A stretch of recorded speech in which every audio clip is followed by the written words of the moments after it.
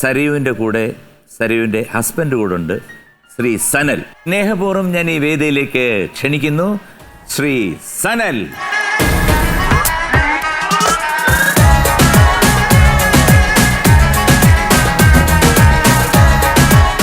നമസ്കാരം സനൽ. നമസ്കാരം. സുഖമായിരിക്കുന്നു? അപ്പോൾ പറഞ്ഞു, എറണാകുളത്താണ് താമസം. ഇന്നലത്തെ എപ്പിസോഡിൽ കുറേ കാര്യങ്ങളൊക്കെ സനലിനെ കുറിച്ചൊക്കെ പറഞ്ഞു. അത് കാരണം ഇനി ഡീറ്റെയിലിംഗ് ഇന്ന് അറിയണം, എനിക്ക് പറഞ്ഞൊക്കെ സത്യമാണോ എന്നൊക്കെ അറിയണം. ഫിലിമിലാണ് വർക്ക് ചെയ്യുന്നല്ലേ? ആരുടെ കൂടെയാണ്? ഞാൻ ഇപ്പോൾ അസോസിയേറ്റ് ആയിട്ട് വർക്ക് ചെയ്യുകയാണ്. ഇപ്പോൾ ഞാൻ ലാസ്റ്റ് വർക്ക് ചെയ്തത് നിതിൻ രഞ്ജി പണിക്കൻ്റെ കാവൽ എന്ന് പറഞ്ഞ പടത്തിലാണ്. കാവൽ.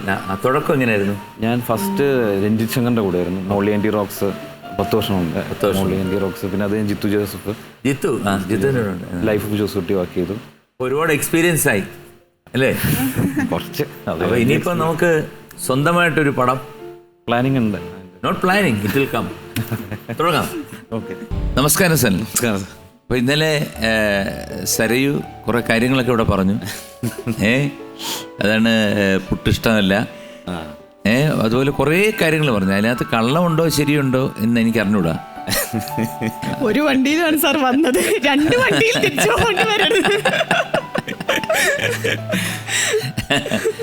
പുതിയ സിനിമയുടെ എന്തോ സ്ക്രിപ്റ്റ് ഒക്കെ എഴുതുകയാണെന്ന് അറിഞ്ഞു. വേറൊരാളാണ് എഴുതുന്നത്. അതിൻ്റെ പ്രാരംഭ പരിപാടികൾ നടന്നുകൊണ്ടിരിക്കും. എന്ത് ടൈപ്പ് ഓഫ് സ്റ്റോറിയാണ്? ത്രില്ലർ ടൈപ്പാണ്. അദ്ദേഹം കൈകടത്തുന്നുണ്ടോ? ഇല്ലല്ലോ. അല്ല, ആ ചിരിക്കാത്തോണ്ട് എന്തൊക്കെയോ കാര്യം. അല്ല, ഇത് എവിടെ നിന്നാണ് ഡിസ്കസ് ചെയ്യുന്നത്? ഞങ്ങൾ വേറെ ടീമായിട്ട് ഡിസ്കസ് ചെയ്യുന്നത്. വേറെ സ്ഥലത്താണ്? അവിടെ കൊണ്ടുപോകാറുണ്ടോ? ഇടയ്ക്ക്. അതാണ് ഞാൻ ചോദിക്കുന്നത്. ഈ ചില കാര്യങ്ങൾ മുളയിലേ നുള്ളി കളയണം.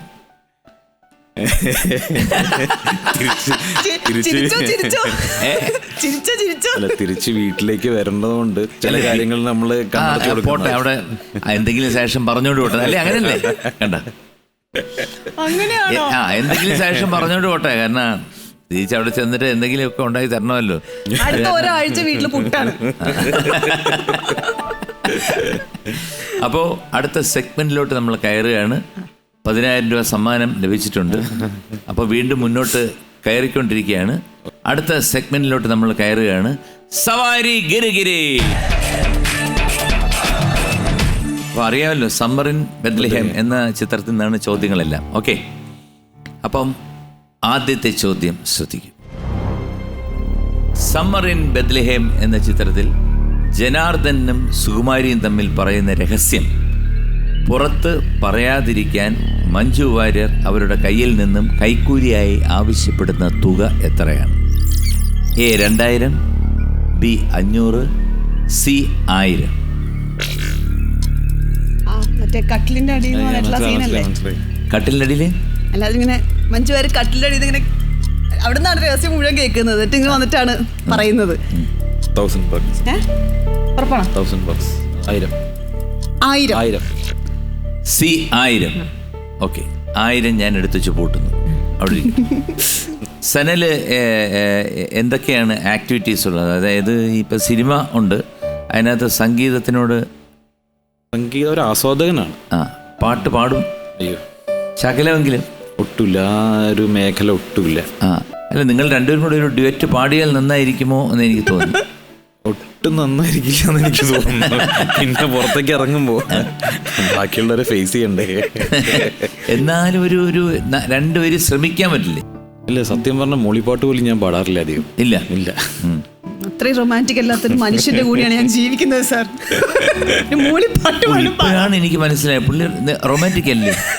എൻ്റെ അടുത്ത് ഒരു കാര്യം പറഞ്ഞു, അതായത് എല്ലാ കാര്യത്തിനും പുള്ളി വർക്കിൻ്റെ കാര്യത്തിനാണെങ്കിൽ വളരെ കൃത്യമായിട്ട് പോകും, ബാക്കി എൻ്റെ സ്വന്തം കാര്യത്തിനാണെന്നുണ്ടെങ്കിൽ തിരിഞ്ഞു നോക്കില്ല എന്ന് പറഞ്ഞു. അതൊരുവിധം എല്ലാ ഭാര്യമാരുടെയും പരാതിയായിരിക്കും തോന്നുന്നു. അല്ല, ഇത് എല്ലാ ഭാര്യമാരുടെ പരാതി എങ്ങനെ സനലിനറിയാം? അല്ല, നമ്മുടെ ഫ്രണ്ട്സും അവര് കൃത്യമായ ഉത്തരം പറ. അല്ല, ഉത്തരം പറയും. കാരണം എല്ലാ ഭാര്യമാരുടെയും, കാരണം അതാണ് ഒരുവിധം എല്ലാ ഭാര്യമാരുടെയും അതാണ് ചോദിക്കുന്നത്. ഒരു കോമൺ ഫാക്ട് ആണ് ഈ ഭാര്യമാരുടെ പരാതി എന്നൊക്കെ പറയുമ്പോൾ. കോമൺ അല്ല, സരുവിന്റെ സംശയം വേറൊന്നുമില്ല. എല്ലാ ഭാര്യ അപ്പൊ കൂട്ടുകാരൊക്കെ ഉണ്ടല്ലോ, അവരൊക്കെ കല്യാണം കഴിച്ചല്ലേ. അപ്പൊ അവരുടെ ഭാര്യമാരുടെ കാര്യം എങ്ങനെ അറിയാവുന്ന, അതാണോ ചോദിക്കുന്നത്?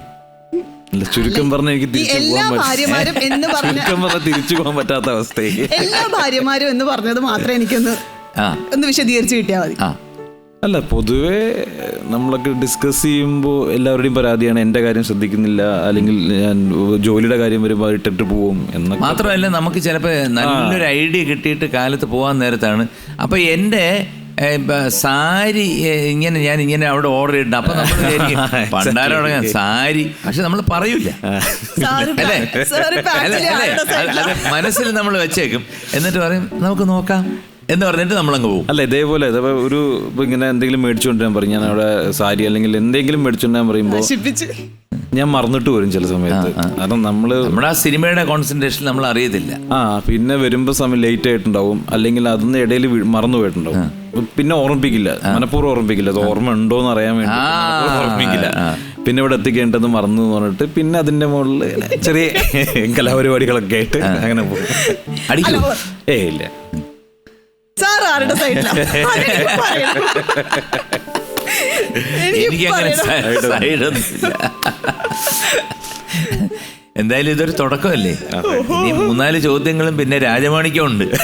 രാജമാണിക്യം ആവുമ്പോഴത്തേക്ക് ഒരു കാറും കൂടെ പറയാൻ ഞാൻ. ഓക്കെ, അപ്പൊ ഏതായാലും തൽക്കാലം സി ഉത്തരം ശരിയാണ്. കൺഗ്രാറ്റുലേഷൻസ്.